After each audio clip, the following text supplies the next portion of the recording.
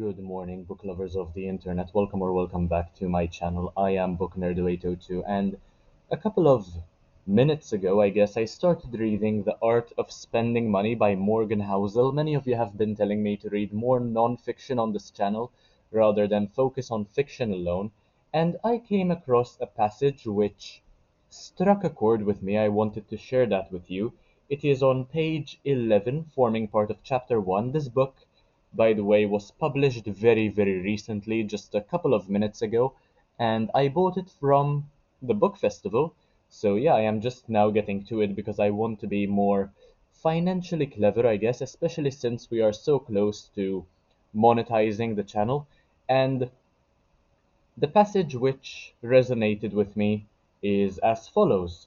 So, an important question I love is, what have you experienced that I haven't that makes you believe what you do? And would I believe the same if I experienced what you have? It applies to so many things in life, including money. The most important topic in spending money, one that's the cause of so much financial frustration and disappointment, is that there is no right way to do it. There are no universal laws of what kind of spending will make everyone happy and fulfilled. What I like spending money on might make no sense to you. My fears might be your joys. Your goal might be the thing I most want to avoid. And this is the part which I enjoy the most. There's a saying, never make fun of someone for mispronouncing a word because it means they learned it from reading. As a corollary, never make fun of how someone spends their money because they learned it from living. Everyone is a product of their own unique past. To understand why people spend the way they do, you have to dig deep into their life experiences.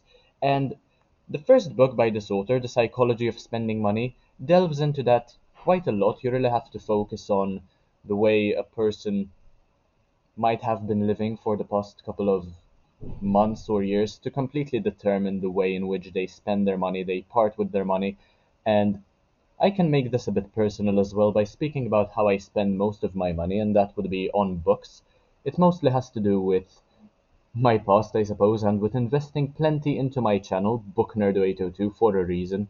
Um, and yeah, that goes way back several years, over a decade now, me purchasing books, building a library of my own, and you really have to understand what goes through my mind. You can't really judge another person for spending money the way they do.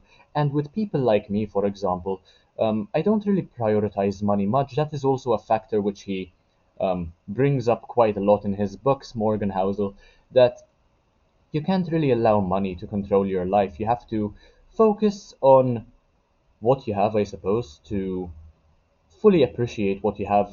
Granted, you bought what you have with money, but you can't make money make you its slave. You have to use money wisely, spend it cleverly, and fully understand what makes you happy without judging others or comparing yourself to others, because that will not really result in anything positive and it will just make you miserable in the long run. So definitely don't do that. And yeah, judging others for how they spend their money should not be a thing, because you don't know that person, you don't know what they have been through, you do not know their experiences, and I'm sure many of you spend a bunch of money on things which I might consider stupid.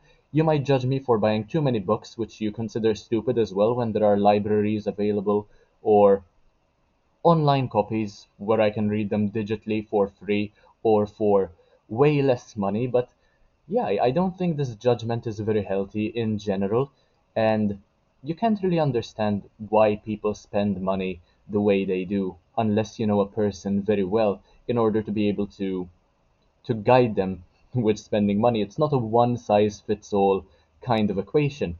That being said, I want to just sidetrack a bit of a detour. I have an elf on the shelf which I bought a couple of days ago. His name is Bernick. Um, I chose the name along with my girlfriend, and I think it's a solid name, Bernick. Let me know what you think of it in the comment section, and if you enjoyed the video, make sure to leave a like, comment, share, subscribe. Take a look at the rest of my content because why not? It's absolutely amazing. And I will see you in the next one, hopefully very soon. Bye, guys.